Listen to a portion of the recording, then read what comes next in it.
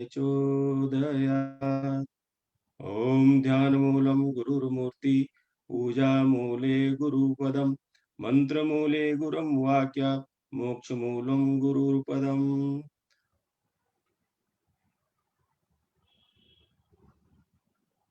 देवी स्वरूप बहनों एवं देवतुल्य भाइयों, अखिल विश्व गायत्री परिवार शांति कुंज के तत्वावधान में गायत्री परिवार उत्तराखंड की ओर से आओ गढ़ें संस्कारवान पीढ़ी पर आयोजित इस वेबिनार के शिविर के तीसरे दिन सभी प्रतिभागियों का बहुत बहुत हार्दिक अभिनंदन। आज हमारे पास जो उद्बोधन का सब्जेक्ट है वह है दिव्य संतान प्राप्ति हेतु जीवन शैली में बदलाव। प्रेगनेंसी के दौरान हमारी जीवन शैली कैसी होनी चाहिए, हमारी दिनचर्या का शेड्यूल क्या होना चाहिए, इस पर हमारे साथ आज जबलपुर मध्य प्रदेश से विशेषज्ञ चिकित्सक उद्बोधन हेतु उपस्थित हैं और उनके उद्बोधन से पूर्व मैं कुछ निवेदन करूंगा प्रतिभागियों से। कुछ प्रतिभागी विगत कई दिनों का हमें अनुभव है कि वह प्रारंभ से ही हैंड रेज कर देते हैं। उनकी इस विषय के संबंध में जो भी जिज्ञासाएं हैं उनके लिए पृथक से आधे घंटे का हमने क्वेश्चन आवर रखा हुआ है, उस समय आप पूछ सकते हैं। इस विषय के अतिरिक्त जो आपकी जिज्ञासा है उसको चैटिंग के द्वारा हमको सूचित कर दें, हम तो बराबर कार्यक्रम के दौरान ही आपको उत्तर देते रहेंगे। किंतु इस सब्जेक्ट के संबंध में आप एक्सपर्ट से ही कुछ पूछें, वो आपको समय दिया जाएगा, आपकी जिज्ञासाओं को शांत किया जाएगा। तो आज जो हमारे साथ इस संबंध में उद्बोधन देंगी वे MBBS doctor DGO senior consultant obstetrician and gynaecologist, marble city hospital Jabalpur Madhya Pradesh में 21 वर्षों से कार्य कर रही हैं। आपका व्यक्तित्व का एक दूसरा भी आयाम है कि आप MA में हैं कथक डांस में, आप लाइफ मेंबर हैं FOGSI, IMA, IMS, AOIGIN India, member of technical advisory board of Serendip, which is a foundation of person of autism and related disorder. Vice president हैं जबलपुर सोसाइटी के, वाइस प्रेसिडेंट है IMA के, working in research training and public awareness of science and गर्भ संस्कार,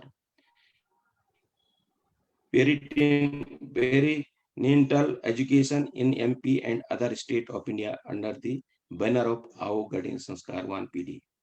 तो मैं बड़े आदर और विनम्रता के साथ डॉक्टर अमिता सक्सेना जी को आज की उद्बोधन हेतु आमंत्रित करता हूँ। डॉक्टर अमिता सक्सेना। सभी को प्रणाम। प्रणाम भाई जी। प्रणाम। परम पूज्य गुरुदेव एवं वंदनीय माता जी की सूक्ष्म उपस्थिति को साक्षी मानते हुए मैं आज के इस कार्यक्रम में उपस्थित सभी गर्भवती बहनों का, हमारे परिजनों का अभिनंदन करती हूँ, उन्हें प्रणाम करती हूँ। हमारी गायत्री जी का स्पेशल धन्यवाद करती हूँ कि उन्होंने युग परिवर्तन की इस बेला में मुझे समय दान के लिए पुनः एक समय प्रदान किया, एक अपॉर्चुनिटी प्रदान की, उसके लिए मैं उनकी धन्यवाद करती हूँ उनको।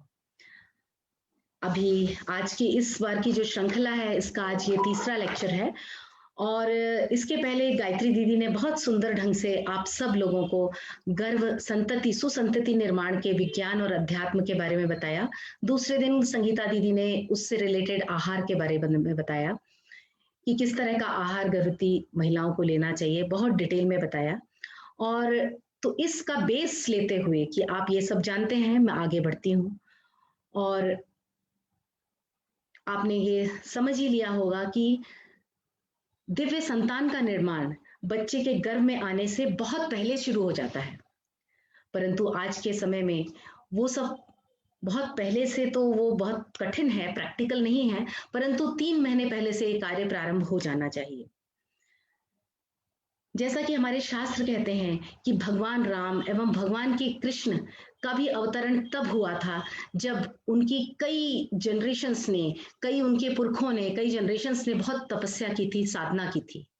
इसी तरह गायत्री जी बताती हैं कि भगवान कृष्ण और भगवान शंकर को भी साधना करनी पड़ी थी सुसंतति निर्माण के लिए। तो हम और आप तो साधारण लोग हैं। हम यदि कुछ विशेष चाहते हैं तो हमें कुछ विशेष तो करना ही पड़ेगा। अब विज्ञान आप समझ गए, इसको इम्प्लीमेंट किस तरह से करना है इसके बारे में आज हम बात करेंगे। ये कैसे करना है, कब कब करना है, किस तरह से करना है, ये मैं आपको बताऊंगी। ये सिर्फ एक दिन जान लेने से या एक दिन कर लेने से नहीं होगा, इसलिए इसे जीवन शैली या दिनचर्या के रूप में हमें अपनाना पड़ेगा। अब हमें ये एक सेकंड आगे क्यों नहीं हो रहा है, नेक्स्ट स्लाइड, नेक्स्ट नहीं हो रहा है, सॉरी। लाइफस्टाइल मॉडिफिकेशन या जीवन शैली में बदलाव हमें क्यों चाहिए, इसके बारे में हम आगे जानेंगे कि इसकी आवश्यकता क्यों है। तो हम देखते हैं आज कितनी कम एज में 20 साल, 25 साल, 40 साल की एज में लोगों को blood pressure, diabetes, obesity, depression, cancer, इन सब की शिकायत हम आम अपने से रिलेटेड अपने के आसपास के लोगों में जानते हैं। और जब ये लोग डॉक्टर के पास पहुंचते हैं तो डॉक्टर सबसे पहले इनको क्या बोलते हैं, डॉक्टर बोलते हैं जीवन शैली में आपको परिवर्तन करना है। आपको सबसे पहले दवाइयां लेने के पहले आपको लाइफस्टाइल मॉडिफिकेशन करना है। वो डाइट प्लान लेते हैं, वो दौड़ने जाते हैं, एक्सरसाइज करते हैं, जिम ज्वाइन करते हैं, सब कुछ करते हैं। उसके बाद भी उन्हें मेडिसिन लेनी पड़ती हैं और मेडिसिन लेने के बाद भी उनके शरीर में बहुत सारे कॉम्प्लिकेशंस होते हैं और कई बार अर्ली डेथ्स भी हो जाती हैं। परंतु यदि हम अच्छे से देखें तो ये जो बीमारियां आज इस समय में अर्ली एज में हो रही हैं, इनका ओरिजिन कहाँ है? इनका ओरिजिन माँ के गर्भ में है। जब वो जिनको बीमारियां हुई हैं वो जब अपनी माँ के गर्भ में थे तब उसका बीज पड़ा था, जिसको हम कहते हैं fetal origin of adult diseases. तो यदि आप चाहते हैं कि आपके बच्चा, आपके घर में जो बच्चा है उसको भविष्य में ये सब बीमारियों से वो बचा रहे, तो आपको आज आपकी जीवन शैली में परिवर्तन करना चाहिए। ये हो रहा इसका मेडिकल पार्ट। दूसरा पार्ट है, क्योंकि हम दिव्य की बात करते हैं, दिव्य संतान यानी कि जो मेडिकली स्वस्थ तो हुई, उसके साथ साथ वो संस्कारित हो, उसका व्यक्तित्व अच्छा हो। तो उसके लिए क्या करना होगा, उसके लिए ये किस तरह से क्यों आवश्यक है, क्योंकि इसके लिए बहुत रिसर्चेज हुई हैं। कैम्ब्रिज यूनिवर्सिटी में कल गायत्री दीदी ने भी परसों आपको बताया था कि डॉक्टर रूपर्ट शेल्ड्रिक ने जो फॉर्मेटिव कॉग्निशन की जो थ्योरी बताई है, उसमें बताया है कि गर्भावस्था के समय माँ का जो आहार होता है, उसकी जो विचार होते हैं, भावनाएं होती हैं, उसका जो पारिवारिक और सामाजिक जो वातावरण होता है, उसके कारण एक मॉर्फोजेनेटिक बल क्रियाशील होता है और उससे बच्चे का व्यक्तित्व बनता है। तो यानी ये सब चीजें, यानी मैं आपको ये बताना चाह रही हूँ कि बच्चे के व्यक्तित्व विकास के लिए भी ये जो जीवन शैली में परिवर्तन है, ये कितना आवश्यक होता है। इसके बाद हम ये देखते हैं कि ये जीवन शैली में परिवर्तन आपको किस तरह से हेल्प करेगा। एक सेकेंड, इसको बंद कर दूं, किस तरह से हेल्प करेगा।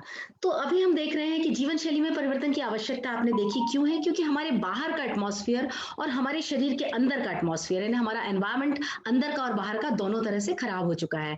पुराने समय में शायद वो हमारी नेचुरल जीवन शैली थी, अब हमारी जो नेचुरल जीवन शैली है वही बदल गई है, तो हमें उसे बदलना है। यही गर्भ संस्कार का विज्ञान है कि जब हम अपने अंदर का परिवर्तन और बाहर का परिवर्तन दोनों कर लेते हैं, तब हमारे लाइफस्टाइल में या हमारे संस्कारों में परिवर्तन होता है। कोई भी परिवर्तन सबसे पहले हमारे अंदर होता है, फिर वातावरण में होता है। जैसे गुरुदेव ने जो वो दिया है कि पहले हम बदलेंगे तब युग बदलेगा, तो सबसे पहले हमारे अंदर परिवर्तन होगा, तब हमारे बच्चे में परिवर्तन होगा, और फिर जब ऐसे दिव्य संतानें पैदा होंगी तब संसार में परिवर्तन होगा। तो हमारे अंदर और बाहर के एनवायरनमेंट में परिवर्तन के लिए हमें लाइफस्टाइल मॉडिफिकेशन या जीवन शैली में परिवर्तन की जरूरत होती है। और जब हम जीवन शैली में परिवर्तन करते हैं तो वो हमारे जीन्स, यानी जिन्हें हम गुणसूत्र कहते हैं या एपीजीन्स, ये इनमें परिवर्तन होता है, उसके एक्सप्रेशन में परिवर्तन होता है। और ये जो परिवर्तन है, ये सिर्फ हमारे बच्चे तक नहीं, आगे की कई जनरेशंस तक इसका असर होता है। तो इसके लिए पहले हम समझते हैं कि ये जीन्स होते क्या हैं। देखिए जीन्स में परिवर्तन के लिए पहले हम बहुत शॉर्ट में समझ लेते हैं कि जीन्स क्या होते हैं। हमारी जो पूरा शरीर है ये छोटी-छोटी कोशिकाओं से मिलके सेल से मिलके बना होता है और इन सेल्स का जो ये जो कोशिकाएँ होती हैं इनके सेंटर में इनके बीच में एक न्यूक्लियस नाम की चीज़ होती है। इस न्यूक्लियस के अंदर एक गुच्छीनुमा एक चीज़ होती है, तारनुमा एक चीज़ होती है जिसको क्रोमोसोम कहते हैं और ये जो क्रोमोसोम्स होता है ये बहुत बड़े डीएनए का एक कंडेंस फॉर्म होता है। इस क्रोमोसोम की संख्या हर व्यक्ति में फिक्स होती है। इंसानों में ये क्रोमोसोम 46 होते हैं। तो ये जो क्रोमोसोम्स होता है ये जो जैसे आप ये देख रहे हैं ये बहुत लंबी रस्सी के फॉर्म में होता है और ये कंडेंस होके क्रोमोसोम का फॉर्म बने। तो इस जो क्रोमोसोम का जो छोटा-छोटा पार्ट होता है डीएनए का उसको हम जीन्स कहते हैं। इसके छोटे-छोटे पार्ट्स को हम जीन्स कहते हैं और ये जो जैसे ये लंबा सा पूरा आपको दिख रहा है ये पूरा क्रोमोसोम डीएनए है और इसका जो छोटा-छोटा पार्ट है ये जो छोटा पार्ट है ये जीन्स कहलाता है। इन जीन्स में सारे इंस्ट्रक्शन फीडेड होते हैं कि कौन सा प्रोटीन बनना है, कौन सा प्रोटीन नहीं बनना है, कौन सा ऑर्गन, कौन सा टिश्यू बनना है, कैसे बनना है, उसका फंक्शन कैसे होना है, उसकी सारी इंफॉर्मेशन इस इन जीन्स में फीडेड होती है। ये इंफॉर्मेशन एमआरएनए रीड करता है और वो अकॉर्डिंगली प्रोटीन का निर्माण करता है। इनमें फीडेड होता है कि हमारे बालों का कलर क्या होगा, स्किन का कलर क्या होगा, हमारी हाइट कैसी होगी, हमारी इंटेलिजेंस कैसी होगी, ये सारी इंफॉर्मेशन हमारी जीन्स में फीडेड होती है। हमें कौन सी बीमारियां होंगी, कौन सी नहीं होंगी। आपको पता है कि हमारे जैसे 2 लोग हैं, 2 इंसान हैं, उनकी जो जीन्स है वो 99% 99.9% एक जैसी होती हैं। फिर भी हम सब लोग एक दूसरे से कितने डिफरेंट होते हैं। और इंसान और चिंपैंजी की जो जीन्स हैं वो 99% एक जैसी होती हैं और हम कितने डिफरेंट होते हैं। तो आप समझ सकते हैं कि कितना बारीक पार्ट है। अब हम देखते हैं कि एपिजीन क्या होता है। ये एपिजीन क्या करता है, गायत्री दीदी ने बताया था, फिर भी मैं उसको रिपीट कर रही हूँ क्योंकि इसको समझना थोड़ा सा कठिन होता है। एपिजीन होता है वो जीन के ऊपर के कुछ टैग्स होते हैं। ये टैग्स जो होते हैं जो बाहर के हम उसको टैग्स बोल सकते हैं, जो भी बाहर की इंफॉर्मेशन होती है वो टैग्स के फॉर्म में जीन्स के ऊपर, एपी यानी ऊपर, उसके ऊपर होती है और ये टैग्स क्या होते हैं, ये सिग्नल्स होते हैं एक तरह के। जीन्स एपीजीन का मतलब, एपिजेनेटिक्स का मतलब है it is a science of change, कि किस तरह से जो हमारे एनवायरनमेंट के सिग्नल्स बाहर से आते हैं, हमारी डाइट के द्वारा, हमारे विचारों के द्वारा, बाहर के पॉल्यूशंस के द्वारा, हमारी लाइफस्टाइल के द्वारा, ये हमारे जीन्स के ऊपर टैग के फॉर्म में होते हैं या सिग्नल्स के फॉर्म में होते हैं और ये हमारी बीमारियां, जो भी हमारी बीमारियां हैं, हमारी जो अच्छे और बुरे संस्कार हैं, हमारे जो कैरेक्टर हैं, हमारे जो गुण हैं, उनको एक्सप्रेस करना है या नहीं करना है, उनको दबा देना है या उनको बाहर निकालना है, इसके लिए बटन को स्विच ऑन और स्विच ऑफ करने का काम करते हैं ये जो सिग्नल्स हैं। तो ये जो टैग्स हैं, तो हमारी पूरी जो एक्सरसाइज होती है दिनचर्या की, वो किस चीज के लिए होती है, हम जितनी भी एक्सरसाइज करते हैं वो इस चीज के लिए होती है कि जो अच्छे टैग्स हैं उनको हम ऐड कर दें और बुरे टैग्स को हम रिमूव कर दें। इसके लिए हम सारा काम करते हैं। तो जीन्स और एपिजीन में क्या अंतर हुआ, जीन एक तरह का हार्डवेयर है, जैसे कि हमारा मोबाइल है, हमारा मोबाइल एक हार्डवेयर है, लेकिन हमारे हार्डवेयर में, जैसे कि मान लो हमारे हार्डवेयर में, हमारे शरीर में हमारे को डायबिटीज का जीन्स तो है हमारे अंदर, लेकिन डायबिटीज होगी कि नहीं होगी ये हमारे एपिजीन पे डिपेंड करेगा, हमारे एनवायरनमेंट पे डिपेंड करेगा कि हम किस तरह की लाइफस्टाइल रखते हैं। तो हमारा एपिजीन क्या हुआ, एक सॉफ्टवेयर हो गया, कि जैसे जूम है, जूम क्या हुआ, एक सॉफ्टवेयर हो गया। अब आपके पास मोबाइल तो है, आपने मोबाइल में यदि जूम का जो ऐप है वो डाउनलोड किया होगा तब तो आप आज का प्रोग्राम देख पाएंगे, और नहीं किया होगा तो नहीं देख पाएंगे। इसी तरह से एपिजीन क्या हुआ, एक सॉफ्टवेयर हुआ। यदि आपके पास अच्छे वाले उसके टैग्स होंगे तो बीमारी दब जाएगी और नहीं तो बीमारी बाहर दिखने लगेगी। तो इस तरह से जीन और एपिजीन काम करते हैं। अब हमारे एनवायरनमेंट में से सिग्नल्स किस तरह से आते हैं, तो हम जानेंगे कि आज एनवायरनमेंट किस तरह से खराब हो गया है, इसलिए हमको अपने लाइफस्टाइल को बहुत परिवर्तन करने की जरूरत है। हमारे चारों तरफ कितने रेडिएशंस फैले हुए हैं, केमिकल्स हैं, हर चीज में केमिकल्स हैं, हमारे खाद्य सामग्री में, हम टिन्ड फूड खाते हैं, हम बाजार का इतना खाते हैं, फूड्स में प्रिजर्वेटिव्स हैं, अनाज में है, पानी में है, हर चीज में हम देखते हैं केमिकल्स हैं। हमारे चारों तरफ इलेक्ट्रोमैग्नेटिक वेव्स हैं, हमारे घर में टीवी है, कंप्यूटर है, मोबाइल है, सारे इलेक्ट्रोमैग्नेटिक उससे चलते हैं, वेव्स के थ्रू ये सब चलते हैं, तो इनके भी रेडिएशंस निकलते हैं। फिर हमारी डाइट भी पहले जैसी प्योर नहीं रह गई है, उसके बारे में दीदी ने कल आपको बताया है। बहुत सारे वायरस वायरस और बैक्टीरियल इन्फेक्शन हमारे आसपास फैले हुए हैं, बहुत सारी मेडिकल डिसऑर्डर्स जैसे डायबिटीज, ब्लड प्रेशर, थायराइड, इन सबको हम अपने आसपास देखते हैं। हमारा मेंटल ट्रॉमा, हमारे बहुत सारे स्ट्रेसेस हैं हमारी लाइफ में, हमारे थॉट्स पोल्यूट हो गए हैं क्योंकि हम बहुत सारी इंफॉर्मेशन पॉजिटिव नेगेटिव्स बाहर से लेते रहते हैं, तो हमारे को बिहेवियर प्रॉब्लम है, स्ट्रेस प्रॉब्लम है, मेंटल ट्रॉमा है, ये सारी चीजें जो हैं हमारे जीन्स को पोल्यूट करती हैं, खराब करती हैं और उसमें खराब टैग्स ऐड करती हैं, जिससे कि हमारी बुरी बीमारियां प्रेसिपिटेट्स हो जाती हैं। अब हम इनका सोल्यूशन क्या है हमारे लिए? इनका जो सोल्यूशन है हमारे लिए वो ये है कि हम क्या क्या कर सकते हैं इनके लिए, इसके बारे में अपन बात करेंगे कि हम इसके लिए क्या कर सकते हैं। तो हम स्टेप बाय स्टेप इसमें भी बताएंगे आपको दिनचर्या में, लेकिन हम आपको ये बताना चाहते हैं इन शॉर्ट कि यज्ञ है, हवन है, जो हमारी यानी हम फिर से वापस जा रहे हैं यानी अपनी पुरानी जो ऋषि संस्कृति थी, हमारी ऋषि संस्कृति की तरफ हम फिर से वापस जा रहे हैं कि किस तरह से हम, एक सेकेंड इसको बंद ही कर दूं। ऋषि संस्कृति में जो चीजें थी वो हम फिर से पुनः उसकी तरफ वापस जा रहे हैं। ट्री प्लांटेशन, जैसे दीदी ने आपको बताया कि जैसे ही बच्चा आपके गर्भ में आए आप एक प्लांट लगाइए। प्लांट लगाना तो जरूरी है, आपको बहुत सारा आप आजकल अवेयरनेस है प्लांटेशन के लिए, लेकिन आप गर्भावस्था में बच्चे के आते ही साथ एक प्लांट लगाइए, उसमें रोज पानी डालिए, उससे रोज बात करिए और उस प्लांट को बच्चे के साथ साथ तरुपुत्र की तरह उसको ग्रो करिए और फिर देखिए बच्चे में नेचर के प्रति कितना अट्रैक्शन होता है, उसमें नेचुरलिस्टिक इंटेलिजेंस किस तरह से डेवलप होता है।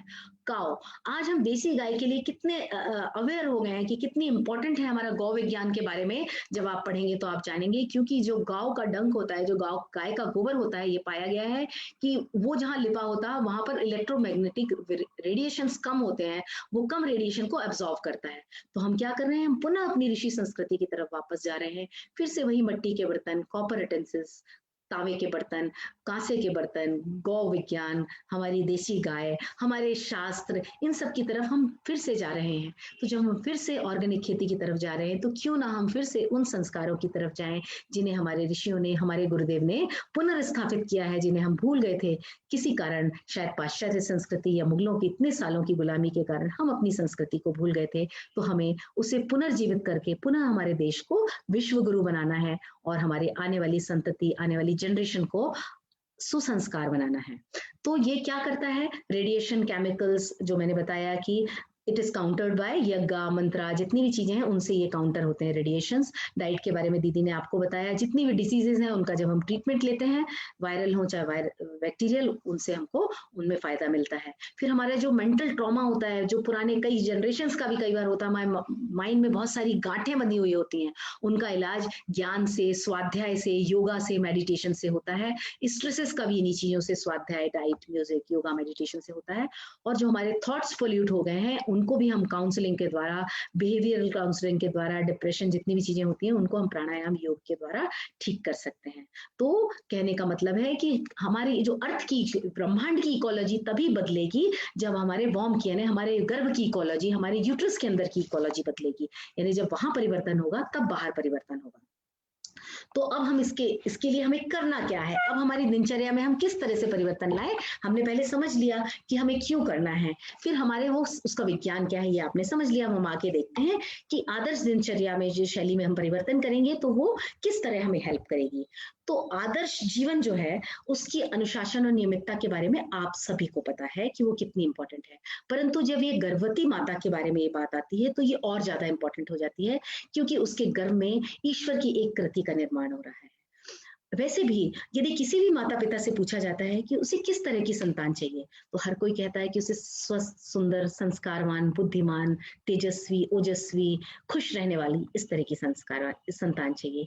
इवन समाज चाहता है कि हमारे समाज में फिर से विवेकानंद, अब्दुल कलाम, परम पूज्य गुरुदेव, इस तरह की अरविंद महर्षि, इस तरह की संतान फिर से आए। लेकिन क्या इस तरह की संतान यूं ही पैदा हो जाती है? नहीं, इस तरह की संतान का निर्माण करना पड़ता है, उन्हें क्रिएट करना पड़ता है, उनका सृजन करना पड़ता है, उनको बनाना पड़ता है, उनके लिए मेहनत करनी पड़ती है। तो उसी की विधि आज हम आपको बताएंगे, क्योंकि जो पेरेंट्स हैं, जो माता पिता होते हैं, वो एक तरह के कुम्हार होते हैं, वो उसको डिजाइन करते हैं, और जो गर्भ है वो क्ले है, माटी है, और माटी को आप जैसा चाहें वैसा गढ़ सकते हैं, लेकिन यदि वो एक बार मटका बन जाता है, वो पक जाता है, तो उसे आप यदि ज्यादा ठोकेंगे तो वो टूट जाएगा। तो इस तरह से इस क्रिएशन की विधि बताई जाएगी। ये जो दिनचर्या है, जो जीवन शैली में परिवर्तन है, ये इसके क्रिएशन की ही एक विधि है। तो हम प्रातःकालीन दिनचर्या से शुरू करते हैं। प्रातःकालीन दिनचर्या में सबसे पहले होती है जागरण प्रार्थना।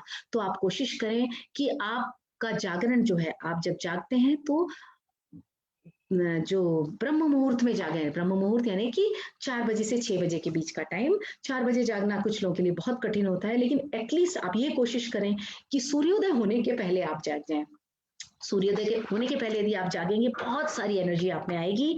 और जब प्रातः जागरण होता है, तो प्रातः जागरण के बाद ही सबसे पहले बिस्तर में बैठे-बैठे ही आप ईश्वर को धन्यवाद करें। एक नया जन्म, हम कहते हैं ना, हर दिन हमारा नया जन्म होता है, तो उस नए जन्म के लिए, नए दिन के लिए सबसे पहले आप ईश्वर को धन्यवाद करें और उसके बाद एक जागरण गीत बजा लें। जागरण गीत में आप सेलेक्ट कर सकते हैं जो गीत आपको पसंद होता है, जो गीत आप में ऊर्जा भरे, जिसका म्यूजिक, जिसका संगीत, जिसके शब्द आप में ऊर्जा भरें। इस तरह के 1-2 गीत आप चूज कर सकते हैं और उनको दिन बदल बदल के उन गीतों को सुबह के समय बजा सकते हैं। बहुत सारे गायत्री परिवार में आदर्श प्रज्ञा गीत हैं जिनको आप सुन सकते हैं। इन सब गीतों में मैं बार बार एग्जाम्पल देती हूँ कि मुझे सबसे ज्यादा जो गीत पसंद है, जो शांति कुंज में बजता है, उस गीत की वर्डिंग्स है, वह शक्ति हमें दो दया निधे, कर्तव्य मार्ग पर डट जावे, पर सेवा पर उपकार में हम जग जीवन सफल बना जावे। तो सोचिए, आप इसके शब्द इतने सुंदर हैं कि यदि आप पूरे भाव के साथ इसको रोज सुनेंगे और साथ साथ में आपका गर्भस्थ शिशु सुनेगा, तो यहीं से उसके संस्कारों में परिवर्तन हो जाएगा और उसका जीवन सफल हो जाएगा।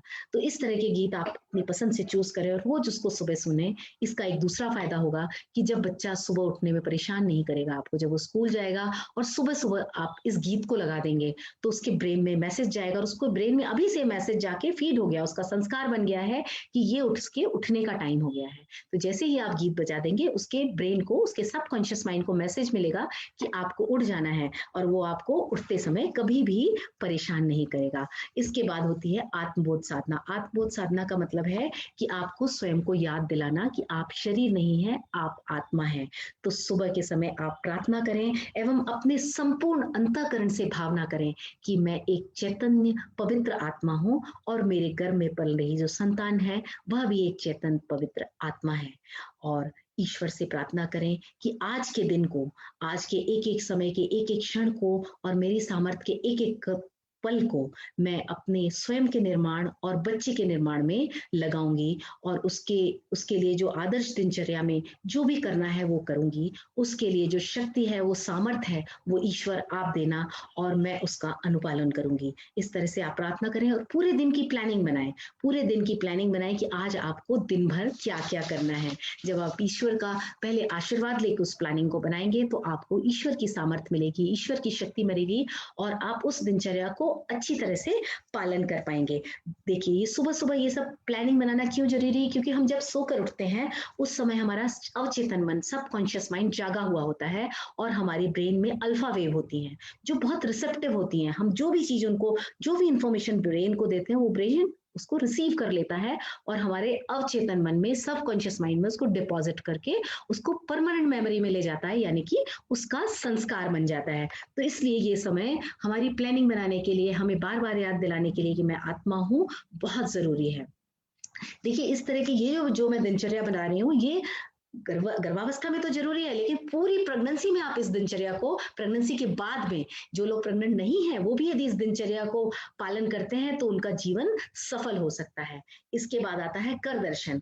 कर दर्शन की जो प्रार्थना है वो हम बचपन से करते आए हैं। हमारी जो भारतीय संस्कृति का, जिसने थोड़ा भी ज्ञान है, जो लोग उस ऐसे परिवारों से जुड़े हैं, उनके यहाँ सिखाया जाता है कि सुबह उठ के कराग्रे वस्तो लक्ष्मी, कर मूले सरस्वती, कर मध्य तो गोविंदा प्रभाते कर दर्शन हम करते आते हैं, लेकिन हमें कई बार उसका मीनिंग नहीं पता होता है कि इसका एक्चुअली आध्यात्मिक मील क्या है। उसका मतलब है कि सारी ब्रह्मांड में व्याप्त जितनी भी शक्तियां हैं, जितनी भी देवता, देवता क्या है, शक्तियों का नाम है देवता, वो सारी ब्रह्मांड में व्याप्त शक्तियों की जो पावर है, वो शक्तियां हमारे हाथ में है और हमारे हाथ में है कि हम अपने जीवन का, स्वयं के जीवन का निर्माण कैसे करते हैं, हमारे शिशु का निर्माण कैसे करते हैं। तो आपको ये रियलाइज कराने के लिए बताया जा रहा है कि आपके हाथ में है कि आपका स्वयं का भविष्य और आपके बच्चे का भविष्य आप अपने हाथों के द्वारा, अपनी शक्तियों के द्वारा उसका निर्माण कर सकते हैं। तो रोज अपने को याद दिलाएं कि वो सारी शक्तियां मेरे हाथ में है, ये है करदर्शन का विज्ञान। उसके बाद आता है धरती माता को प्रणाम, कि धरती माता को जब हम सुबह उठ के सबसे पहले ज़मीन में कदम रखते हैं, हम सबसे पहले धरती माता को प्रणाम करें। रात भर में हमारे अंदर जो नेगेटिव एनर्जी इकट्ठी कई हो जाती है, उसको हम जैसे ही धरती माता को टच करते हैं, हमारे शरीर की नेगेटिव वाइब्स पूरी धरती माता अब्सॉर्ब कर लेती हैं। वैसे भी वो सहनशीलता की प्रतीक हैं, और धरती माता के जितने भी गुण हैं, वो हमारे बच्चे में आ जाते हैं। वो कौन-कौन से गुण हैं? हमारे में आ जाते हैं, हमारे बच्चे में आ जाते हैं। सहनशीलता का, क्षमाशीलता का, धैर्य का, देने का, उर्वरता का, ये सारे गुण जो हैं, वो धरती माता के गुण हैं, ये आपके बच्चे में आ जाएँगे। इसके बाद आती है नित्य ऊषापान की। ऊषापान जो होता है, ये हमारे स्वास्थ्य का एक विज्ञान है, जो हमारे हमारे तन, मन, हमारे शरीर को स्वस्थ रहने के लिए है, जो हमारे शास्त्रों में वर्णित है। और अब तो वाटर थेरेपी विज्ञान भी प्रूव कर चुका है कि यदि हम सुबह उठ के खाली पेट, कमर सीधी करके उकड़ू बैठ के, यदि उकड़ू बैठ सकें तो, नहीं तो कमर सीधी करके सीधे बैठ के यदि हम 2-3 ग्लास गुनगुना पानी पीते हैं, तो इससे बहुत सारी बीमारियों में हमें जितने भी मेटाबॉलिक डिसऑर्डर हैं, डायबिटीज़, ब्लड प्रेशर, थायराइड, इन सब में तो फ़ायदा मिलता ही है। साथ में हमारा डाइजेशन इम्प्रूव होता है, हमारा कॉन्स्टिपेशन इम्प्रूव होता है, और हमारे को ये जो पानी है, ये एक वैक्सीन की तरह कार्य करता है। हमारे मुँह में जितने भी वायरस, बैक्टीरियाज़ होते हैं, वो कुछ मात्रा में अंदर चले जाते हैं, जो अंदर जाके एक वैक्सीन का, उसके अगेंस्ट हमको इम्यूनिटी प्रदान करते हैं। इसके बाद क्रम आता है सूक्ष्म नास्ते का, कि जब आप सो के उठते हो, तब आपको थोड़ा हाइपोग्लाइसीमिया आता है, ग्लूकोज लेवल आपके अंदर कम हो जाता है, तो कोई भी आगे की चलने-फिरने की, नहाने-धोने की जो भी क्रिया करते हैं आप, उसके पहले आप सूक्ष्म नाश्ता, स्पेशली प्रेग्नेंट लेडीज़, तो उसमें आप यदि नौशिया ज़्यादा होता है, तो आप टोस्ट बिस्किट्स वगैरह ले सकते हैं, नहीं तो 5 बादाम के नग, 2 छुहारे, 2 अखरोट, सत्तू, टोस्ट, बिस्किट, कुछ भी आप थोड़ी मात्रा में सुबह में ले लें। बिस्मिल्लाह में बैठे-बैठे भी ले सकते हैं, जिन लोगों को नौशिया ज़्यादा होता है। इसके बाद ये जो सूक्ष्म नाश्ता लेने के बाद फिर आगे की आपकी दिनचर्या शुरू होती है।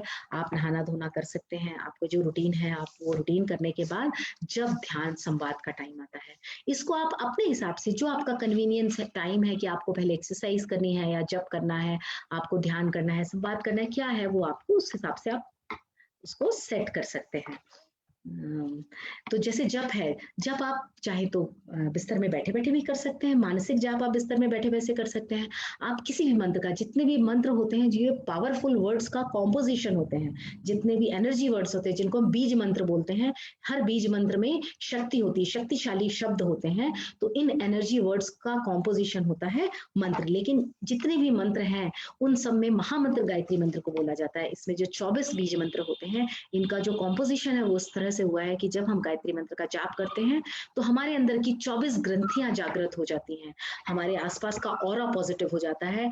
एम्स में भी इसके बारे में रिसर्च की गई है कि जो लोग भी इसको पढ़ते हैं, उनका आईक्यू लेवल बढ़ जाता है, उनकी चेतना का उत्थान होता है, उनके व्यक्तित्व का विकास होता है, और उनके अंदर उनका जो ब्रेन का रिटेंशन पावर जो है वो बढ़ जाता है। उनकी एमिगडाला, जो नेगेटिव थिंकिंग की जो एक एमिगडाला एक पोर्शन होता है ब्रेन का, वो श्रिंक हो जाता है, और उनके शरीर में सेरोटोनिन यानी पॉजिटिव हार्मोन्स रिलीज होने लगते हैं।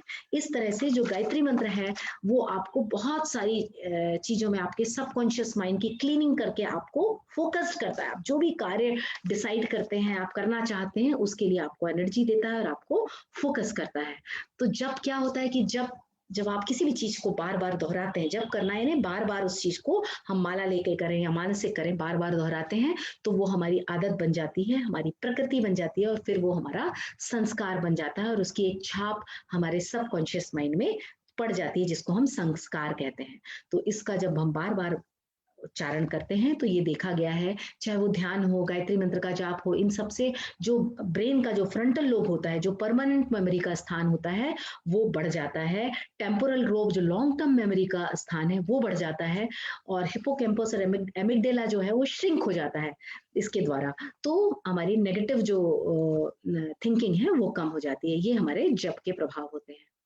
इसके बाद आता है सूर्य ध्यान या सूर्य दर्शन। आप जब भी, जैसे सूर्योदय होता है, उस समय यदि आप सूर्य का दर्शन करते हैं, तो आपको बहुत सारी पॉजिटिव एनर्जी मिलती है, और सूर्य के ध्यान को, गर्भवती जो स्त्रियां हैं, उनको तो सूर्य का ध्यान जरूर ही करना चाहिए, क्योंकि इस संसार में जितनी भी शक्तियां हैं, जितने भी जीवित देवता, देवी देवता हम बोलते हैं, उसमें यदि कोई जीवित देवता है, तो वो सविता देवता है, सूर्य देवता है, और ये जीवन देने वाले देवता है, क्योंकि इस पृथ्वी में यदि जीवन है, शक्ति है, प्राण है, तो वो सूर्य भगवान के कारण है।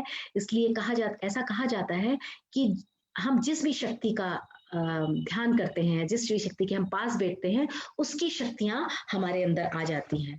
और यदि आप चाहते हैं कि आपके अंदर जो गर्भस्थ शिशु जो पल रहा है, आपकी जो संतान हो रही है, वो भी सूर्य की तरह तेजस्वी, ओजस्वी, वर्चस्वी हो और लोगों को जीवन दान करने वाली हो, तो आप रोज़ सूर्य का ध्यान करें। सूर्य का ध्यान करने के लिए आप उगते हुए सूरज को ध्यान में लें, या जब सूर्य उगता है, सूर्योदय होता है, उस समय आप सूर्य की तरफ मुंह करके बैठ जाएं और ध्यान करें कि सूर्य की स्वर्णिम किरणें आपके अंदर आ रही हैं, आपके अंदर से होते हुए आपके गर्भस्थ शिशु तक पहुंच रही हैं और उसे तेजस्वी, ओजस्वी, वर्चस्वी बना रही हैं, और उसके अंदर शांति, तुष्टि, संतुष्टि, ये सब चीजें उसके अंदर यानी बढ़ रही हैं, उसकी अभिवृद्धि हो रही है। इस तरह से आप रोज 5-10 मिनट सूर्योदय के समय सूर्य का ध्यान करें, इससे आपको बहुत फायदा होगा। इसके बाद आता है यज्ञ और आरती। जब भी आप बैठते हैं नहाने के बाद, तो कोशिश करें कि आप एक सूक्ष्म यज्ञ, नैनो यज्ञ की किट आने लगी है, यदि बड़ा यज्ञ रोज नहीं कर सकते तो वो छोटे नैनो यज्ञ जो दीपक आते हैं पंचगव्य के, उसके साथ आप छोटा 5-10 मिनट में हो जाता है, रोज यज्ञ करें। क्योंकि यज्ञ का मतलब होता है एक्चुअली सत्कर्म, जो भी सत्कर्म, संगतिकरण, त्याग, बलिदान, ये होता है। लेकिन यज्ञ एक सिंबल है, क्योंकि यज्ञ में जब हम रोज रोज उसको करते हैं, यज्ञ का भी एक आध्यात्मिक वो है, यज्ञोपैथी आज एक विज्ञान के रूप में डेवलप्ड है। तो यज्ञ यानी जो होता है ना, ईश्वर क्या होता है? ईश्वर जो है सद्गुणों का समुच्चय है, और जितना हम सद्गुणों की तरफ रहते हैं, सद्गुणों के नजदीक रहते हैं, उतना ही हम ईश्वर के नजदीक रहते हैं। और यज्ञ जो है, यज्ञ जब हम अपनी प्रिय वस्तु, यज्ञ क्या होता है कि हम उसमें प्रिय सुगंधित वस्तुओं को जब हम यज्ञ में आहुति देते हैं, तो वो मल्टीप्लाई हो जाती हैं, मैग्नीफाई हो जाती हैं, मंत्र मिलके, और जो हम अग्नि में जो हम आहुति डालते हैं, जब वो मैग्नीफाई होके ब्रह्मांड में जाती हैं, तो एक तरह का दान होता है, एक तरह का त्याग होता है, एक तरह का बलिदान होता है, जो हमको पता भी नहीं चलता, और हमारे हाथ से रोज एक दान होता है यज्ञ का। यानी ये यदि कोई, कहा जाता है कि सृष्टि में कोई भी, यदि किसी एक सृष्टि के पूरे समस्त कल्याण के लिए यदि एक कर्म कोई बोला जाए, तो यज्ञ कर्म है, वो ये सत्कर्म है जिसको हम यज्ञ कहते हैं।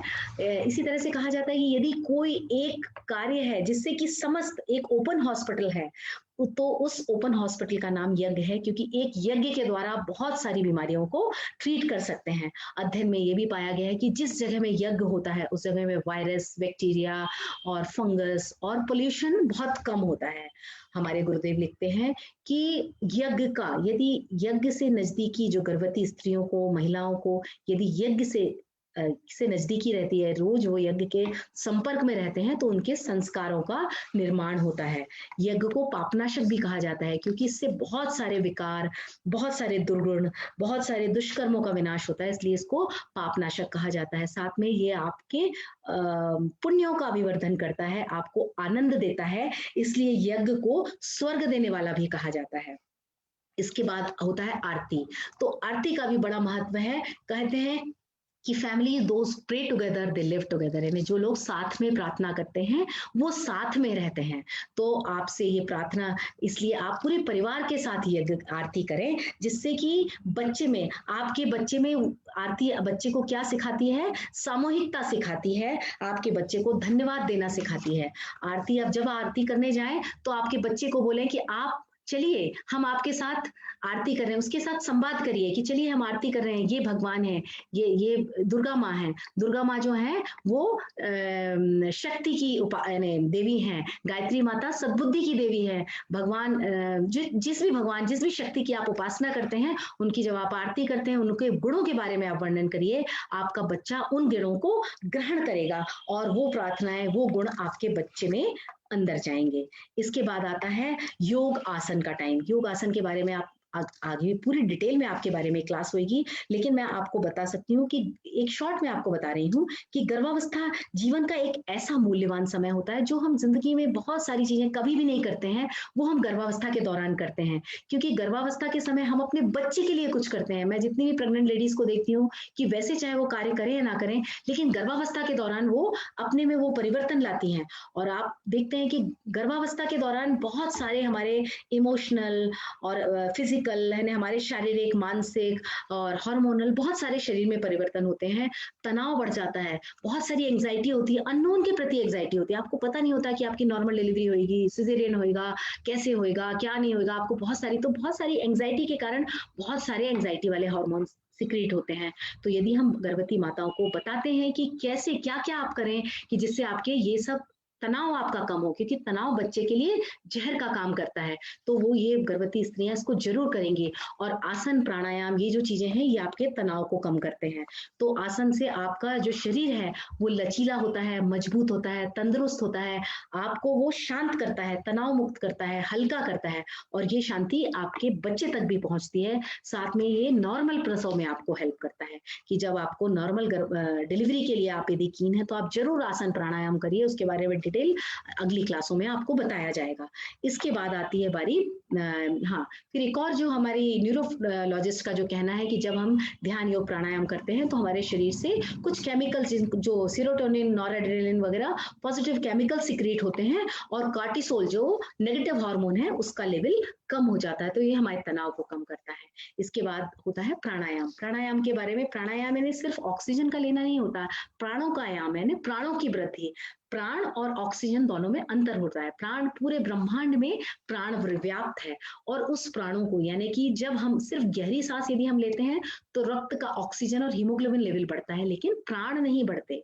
प्राण के लिए क्या होता है कि जब ऑक्सीजन हम जो डीप ब्रीदिंग करते हैं उसके साथ क्रिया, भावना, चेतना तीनों मिलकर प्राणों की वृद्धि करते हैं। हमारी भावनाएं भी यदि उसके साथ जुड़ जाती हैं, हमारी फीलिंग जुड़ जाती हैं, चेतना जुड़ जाती है, तब हमारे प्राणों की वृद्धि होती है।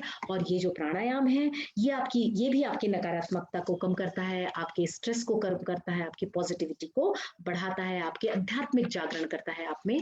तो आपको प्राणायाम भी करना है। इसके बाद ध्यान कई तरह के होते हैं, जैसे आप ध्यान मैंने सूर्य का एक ध्यान बताया, फिर आप कुछ मेडिटेशंस लगा सकते हो। बहुत सारे तरह के मेडिटेशन आपको जो माइंडफुल मेडिटेशन मिलते हैं, सिंपल ब्रीदिंग के ऊपर यानी सांसों पे ध्यान के आप मेडिटेशन कर सकते हो। आप जिस भी तरह के मेडिटेशन करना चाहो, लेकिन एक फिक्स टाइम में, किसी भी सुबह में, रात में, आप 2 दिन में 2 टाइम, एक टाइम जब आपको टाइम मिलता है आप जरूर 15-20 मिनट ध्यान के लिए लगाएं। आप संगीत के साथ ध्यान कर सकते हैं, स्वाध्याय के साथ ध्यान कर सकते हैं। तो आप ध्यान जरूर करें, ये आपको बहुत पॉजिटिव रिजल्ट्स देगा। इसके बाद आता है नाश्ते का टाइम। नाश्ता यानी कि ब्रेक द फास्ट, ब्रेकफास्ट ही इसका नाम है। ये आपका सबसे इंपॉर्टेंट मील होता है। इसमें आपकी 40% कैलोरीज जाना चाहिए और इसमें सारी चीजें, प्रोटीन, विटामिन, सारी चीजें होने, जितने मिनरल्स हैं, विटामिन हैं, प्रोटीन है, कार्बोहाइड्रेट, सारी चीजें होना चाहिए। ऐसा अध्ययन में पाया गया है कि जो लोग ब्रेकफास्ट मिस करते हैं उनको डायबिटीज, ब्लड प्रेशर, ओबेसिटी की प्रॉब्लम्स ज्यादा होती है और बाद में मीठा खाने की इच्छा होती है। तो आप ब्रेकफास्ट कभी भी मिस ना करें और हेल्दी ब्रेकफास्ट लें। इसके बारे में दीदी ने आपको सब कुछ बताया है। इसके बाद हम चालू करते हैं दिनचर्या इसके आगे की, कि इसके बाद मध्यकालीन दिनचर्या जो आपकी आती है, जिसमें आप दिन भर घर के काम करते हैं, क्योंकि दिन भर तो आप यही काम नहीं कर सकते, आपको खाना भी बनाना है, जो लोग काम वाले हैं उनको काम पे भी जाना है, जो लोग बाकी घर के काम कर रहे हैं, तो उन कामों को करते करते किस तरह से आप अपनी दिनचर्या की बहुत सारी चीजें उसमें इंप्लीमेंट कर सकते हैं, ये मैं आपको बताऊंगी। कि आप संगीत सुनते सुनते, संगीत जो है, जो म्यूजिकल इंटेलिजेंस है जो बच्चे में डालने का बहुत अच्छा तरीका है। संगीत जो बहुत इंपॉर्टेंट इंटेलिजेंस होता है बच्चे का, तो म्यूजिकल इंटेलिजेंस यानी म्यूजिक के साथ कोई आप भजन लगाते हैं, कोई संगीत लगाते हैं, कोई मंत्र लगाते हैं, कोई गीत लगाते हैं, उसके साथ बच्चा शब्द भी सीखता है, आप काम भी करते जाते हैं, आपका मन भी हल्का रहता है, क्योंकि संगीत में बहुत सारी शक्ति होती है। संगीत जो है वो बहुत इंपॉर्टेंट चीज है। संगीत की स्टडी में पाया गया है कि संगीत से तो जो पशु हैं वो अधिक दूध देने लगते हैं, बहुत सारा तनाव कम होता है, और जब ऑफिसेज में संगीत बजाया जाता है तो लोगों की कार्य क्षमता बढ़ जाती है। तो नेचुरली ये बच्चे में भी कार्य करता होगा जब इतनी सारी चीजों में कार्य करता है। कहा जाता है कि rhythms influences child before speech, यानी शब्द के पहले उसको रिदम इन्फ्लुएंस करती है, और इसमें रेजोनेंट साउंड बच्चे को सबसे ज्यादा इन्फ्लुएंस करता है। तो जो बच्चा जो होता है, गर्भस्थ शिशु, जो उससे उसका इंटेलिजेंस बढ़ता है, उसकी क्रिएटिविटी बढ़ती है, उसकी लिसनिंग यानी सुनने की क्षमता भी उसकी म्यूजिक के द्वारा बढ़ जाती है। और बच्चे का जो म्यूजिक यानी म्यूजिक से जो हार्मोन्स रिलीज होते हैं वो बच्चे के हर सेल्स में असर डालते हैं। तो आपको किस तरह का म्यूजिक सुनना चाहिए? ऐसा रेजोनेंट म्यूजिक सुनना चाहिए। बच्चे को रेजोनेंट म्यूजिक जैसे बांसुरी की धुन होती है, ओंकार की धुन होती है, बहुत ज्यादा पसंद होती है, और माँ के हार्ट का साउंड बच्चे को बहुत ज्यादा पसंद होता है। डॉक्टर क्या नाम है उनका, डॉक्टर हेनरी ने एक रिसर्च की थी मियामी यूनिवर्सिटी में, जिसमें उन्होंने पाया था कि बच्चे को रिदमिक जो साउंड होते हैं, जो रेजोनेंट साउंड होते हैं, उनको बच्चा ज्यादा रिस्पॉन्ड करता है, ये उन्होंने देखा था। इवन गर्भावस्था के समय जो डिजाइन किया जाता है, सुबह का संगीत अलग है, रात का अलग है।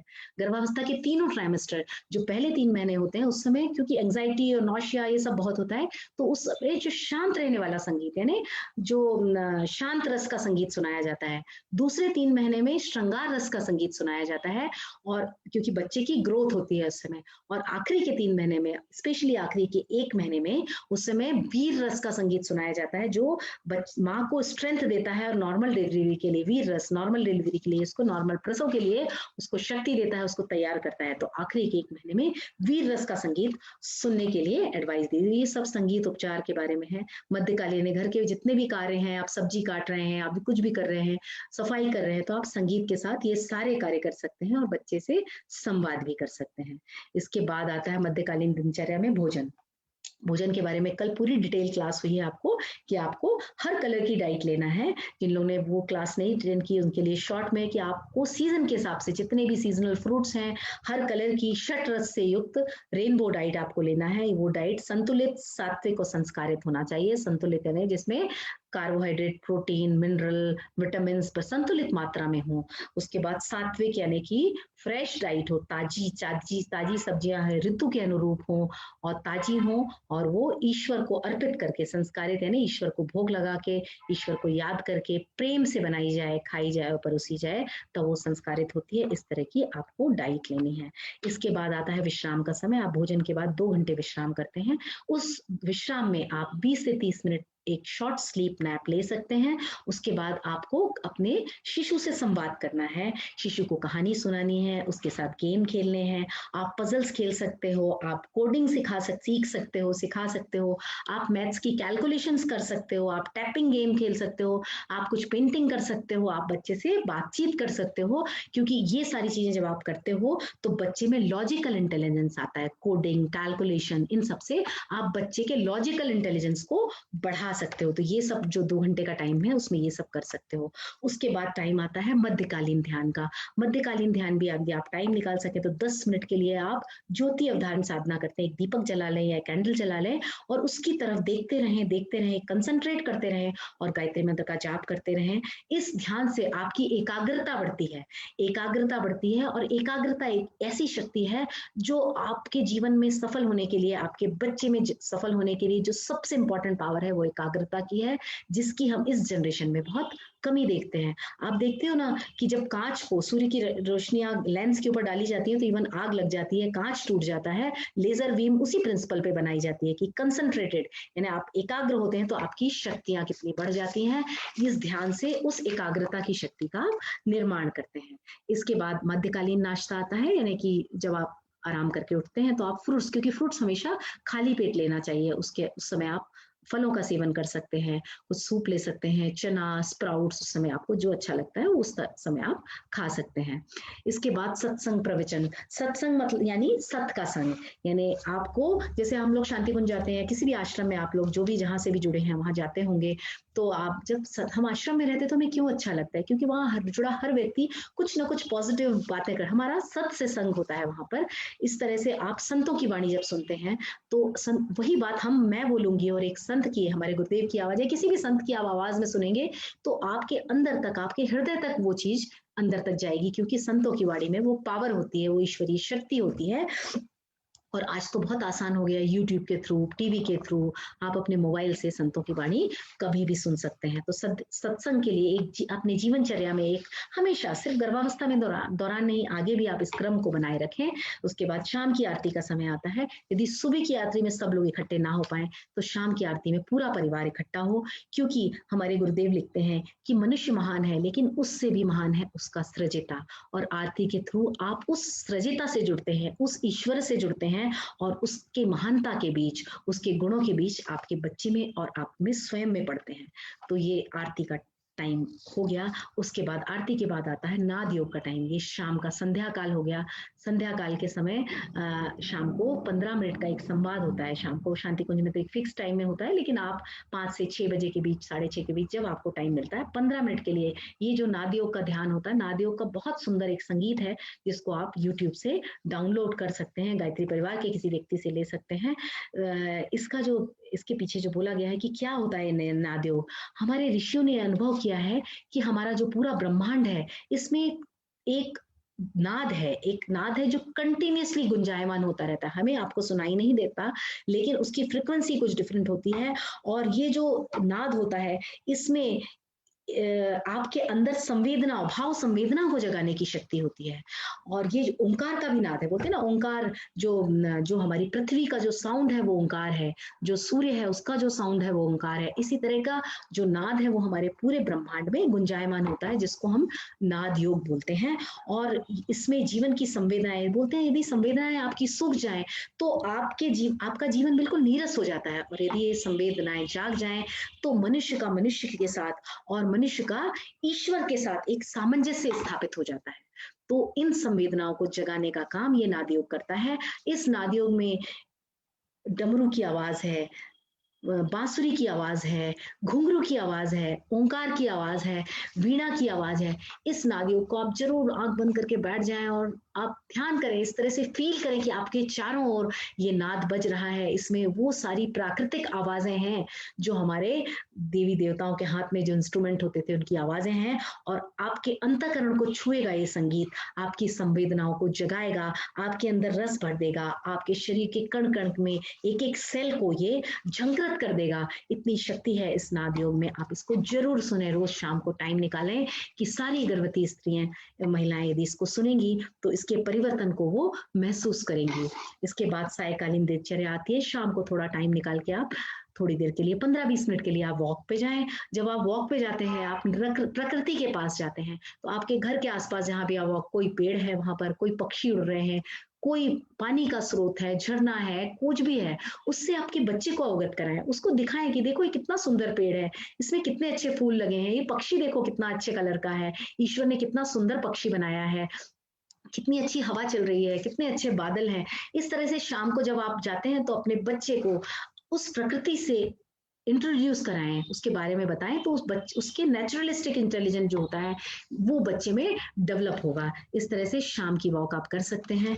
इसके बाद स्वाध्याय का टाइम आता है। आप लौट के आते हैं, आप थोड़ा समय खाना बनाने के बाद या खाना बनाने के पहले, या जो लोग नहीं बनाते हैं खाना या जिनको टाइम रहता है वो तो ज्यादा टाइम दे सकते हैं, अदरवाइज उसके साथ ही आप स्वाध्याय में जरूर टाइम निकालें। स्वाध्याय का अर्थ होता है स्वयं का अध्ययन। स्वयं का अध्ययन यानी अपना अध्ययन, यानी आप जब स्वाध्याय करते हैं इसके पढ़ने के 2 लाभ हैं।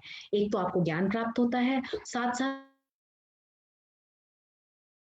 ध्यान भी होता है। जब हम किसी पुस्तक को पढ़ते हैं तो हम उसमें ध्यान लगाते हैं, ध्यान से पढ़ते हैं, तो एक तो एकाग्रता बनती है और बच्चे में लिंग्विस्टिक लैंग्वेज यानी जो लिंग्विस्टिक यानी वर्ड्स का पावर भी जाती है, बच्चे की वोकेबुलरी बढ़ती है, जो शब्दों को ग्रहण करने, जो 5000 शब्द बताए गए ना कि बच्चा एक दिन में ग्रहण करता है 24 घंटे में, तो आप कैसे, जब आप पढ़ेंगे तो वो शब्द आपके अंदर जाएंगे और आपका बच्चा भी उसको ग्रहण करेगा। तो आपका यदि जीवन में कोई आदर्श है, मान लो विवेकानंद आपके आदर्श है, परम पूज्य गुरुदेव आपके आदर्श है, तो आप उनके बारे में पढ़िए, उनकी किताब निकालिए। जो कि अब्दुल कलाम आपके आदर्श हैं, उनकी किताब, उनकी जीवनी पढ़िए, और उनकी जब आप जीवनी पढ़ेंगे उसके बाद उसका मनन करिए, उनकी जो गुण थे, उनकी विशेषताओं का मनन करिए। कहते हैं ना कि स्वाध्याय जो है एक नमक के बराबर हो, लेकिन उसका जो चिंतन है वो आटे के बराबर होना चाहिए।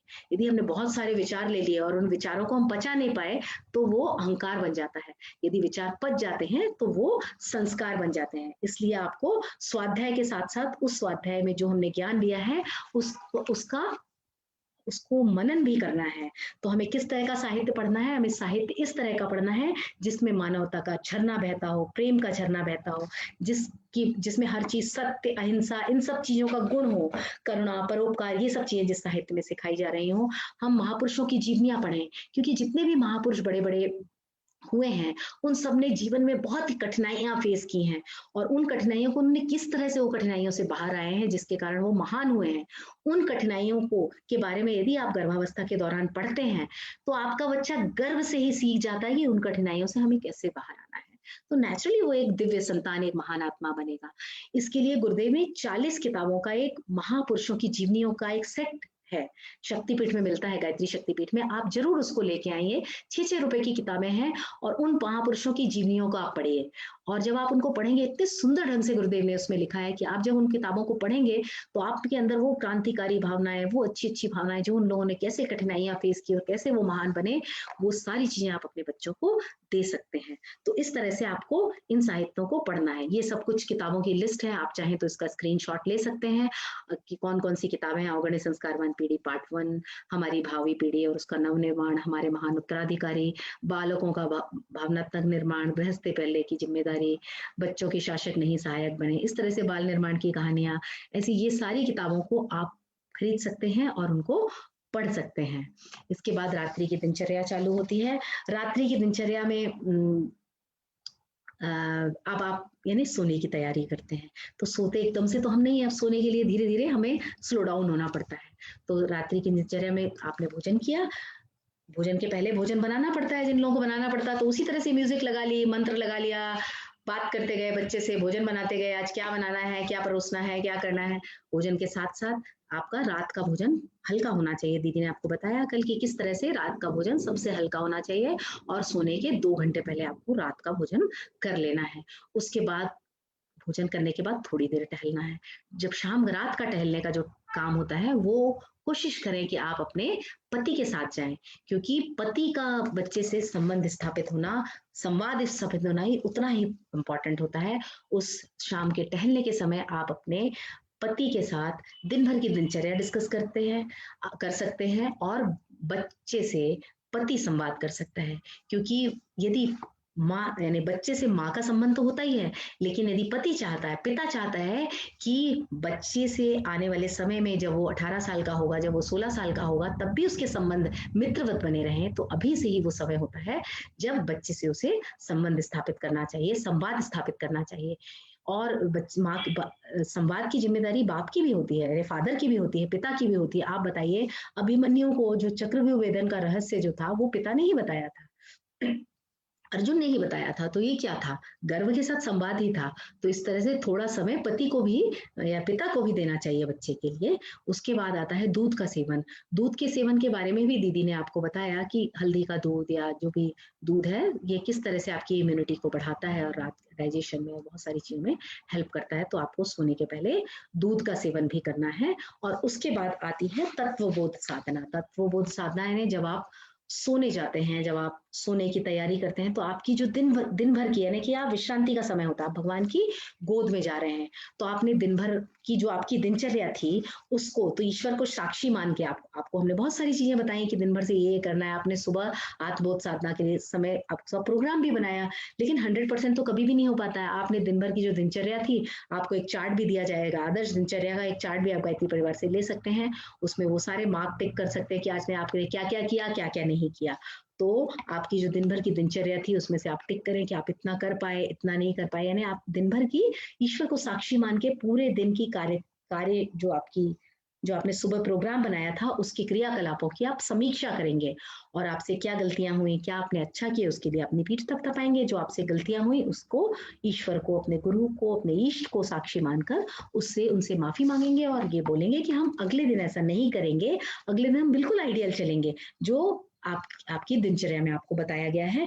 इस तरह से आप माफ़ी माँग के अपनी सब स्ट्रेसेस को आप बाहर निकाल देंगे और आप निद्रा में प्रवेश करेंगे और दोनों हाथों को छाती में रखकर आप योग निद्रा आपको शायद अभी जब इसका क्लास होएगी आपकी योग ध्यान प्राणायाम की तो सिखाई जाएगी, नहीं तो योग निद्रा के भी कुछ वीडियोस वगैरह मिलते हैं यूट्यूब में, आप देख लें, उसको भी लगा के या गायत्री मंत्र या जो भी आप मंत्र लेते हैं, उसका जाप करते-करते आप निद्रा छाती में हाथ रख लिया, आप लेट गए और उस मंत्र का जाप करते गए और आप निद्रा की गोद में चले गए। इसके बाद एक चीज और आपको बताना चाहती हूँ कि सोने के पहले आपको क्या करना है। जब आप सोने जाते हैं उस समय आपका अवचेतन मन जो है, सबकॉन्शियस माइंड जो है वो सरफेस पे होता है, ऊपर होता है। तो सोने के समय आपको टीवी नहीं देखना है, आपको मोबाइल नहीं देखना। जैसे उठने के बाद बोलते हैं कि न्यूज़पेपर नहीं पढ़िए, एकदम से टीवी मोबाइल नहीं देखिए, इस तरह सोने के पहले भी आपको टीवी और मोबाइल नहीं देखना है। इसका आप पर और आपके बच्चे पर नकारात्मक प्रभाव पड़ता है, क्योंकि क्या होता है कि जब हम सोने जाते हैं, सोने के लिए जो 6 घंटे की नींद होती है, उस 6 घंटे की नींद में 45 मिनट की हमको डीप स्लीप चाहिए, यानी डेल्टा स्लीप चाहिए होती है, तब हम 6 घंटे सो के सुबह फ्रेश महसूस करते हैं।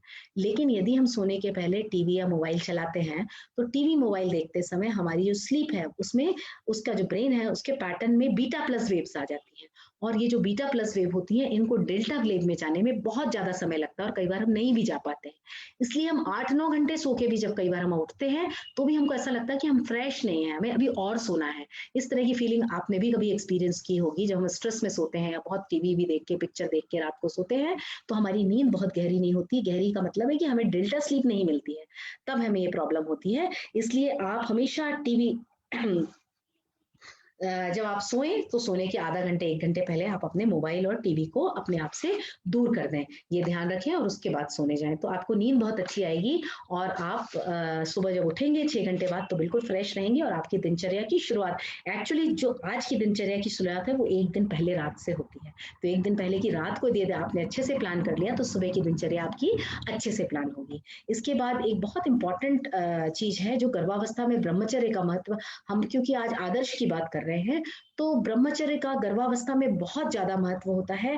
इन दिनों जो ब्रह्मचर्य है, वो नितांत आवश्यक है, क्योंकि इसका माता पर और शिशु दोनों पर, दोनों की पे स्थूल और सूक्ष्म दोनों तरह से प्रभाव पड़ता है। गर्भावस्था के देखिए आजकल कितना ज़्यादा हम देख रहे हैं कि सब तरफ क्या बढ़ रहा है कि मेरी आवाज़ आ रही है ना? इसमें दिख नहीं रहा है।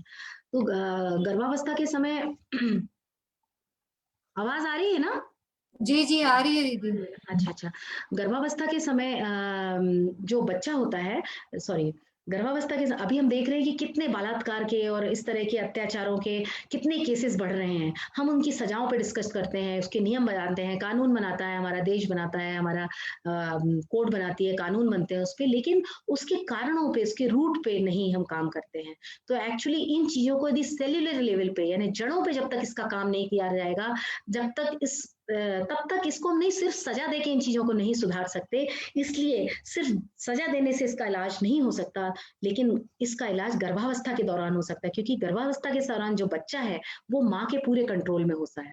तो उस समय जो पवित्रता के संस्कार हैं, वो यदि माँ बच्चे को देती है, तो बच्चे में वो पवित्रता के गुण आते हैं और उसमें उस तरह की नेगेटिव फीलिंग्स नहीं आती। तो आपको क्या करना है उसके लिए कि आपको मोबाइल, टीवी, न्यूज़, इनमें जितने भी उत्तेजक चीज़ें आती हैं, वो सुनना नहीं है, वो पढ़ना नहीं है, वो देखना नहीं है। आपको भी, आपके पार्टनर को भी इस चीज़ को ध्यान रखना है। यदि आप चाहते हैं, क्योंकि बाद में आपका बच्चा आपके कंट्रोल में नहीं रहने वाला है, आज है, तो आज उसको पवित्रता के संस्कार देना है। आप महान आत्माओं की कहानी सुनें, क्योंकि वो तो पवित्र आत्माएँ जो रही हैं, सुबह ध्यान के दौरान अपने बच्चे को पवित्रता के संस्कार दें। आप किसी भी समय में आप आँख बंद करके बैठ जाएँ और ये फीलिंग करें कि आप पवित्रता के ससूर्य से पवित्र किरणें आ रही हैं, बच्चे तक जा रही हैं और बच्चा पवित्र आत्मा बन रहा, पवित्र हो रहा है।